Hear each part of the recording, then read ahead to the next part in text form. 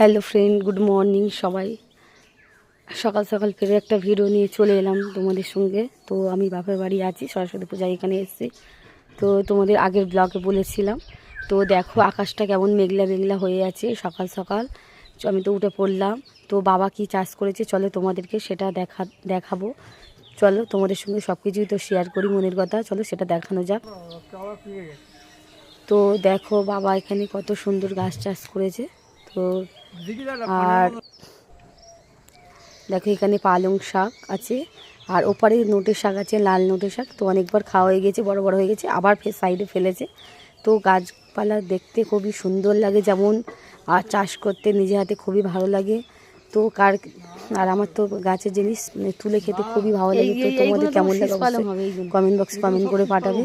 দেখো কত সুন্দর লাগছে। বাবা আরও চাষ করেছে, সবই দেখাবো। তোমার ওই লাল শাকটা হেভি টেস্ট, পুরো দেখতে থাকো। ওই লাল শাকটা এই যে এইগুলো এখনো হচ্ছে, এইগুলো বড় বড় হয়ে গিয়েছে। তো আর সবার পাশে থাকবে অবশ্যই, আমি তোমাদের পাশে থাকবো অবশ্যই, তোমরা আমার পাশে থেকো। তো আমার কাজের মধ্যেও ভিডিও করতে হয় জানো তো, দুটো বাচ্চা।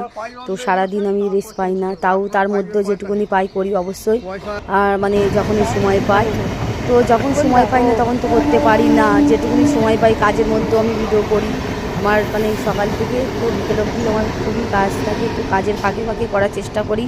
তো তোমাদের ভিডিও কিছু দেওয়ার চেষ্টা করি। তো চলো বাবা এগুলো কী চাষ করেছে তোমাদের কি সেটা দেখায়।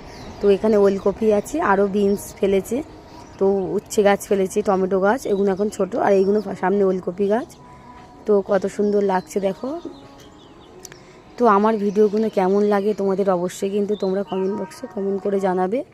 তো আবার পরের ভিডিও নিয়ে চলে আসবো। আবার ভিডিওটা একটু লাইক কমেন্ট শেয়ার করতে ভুলবে না। টাটা।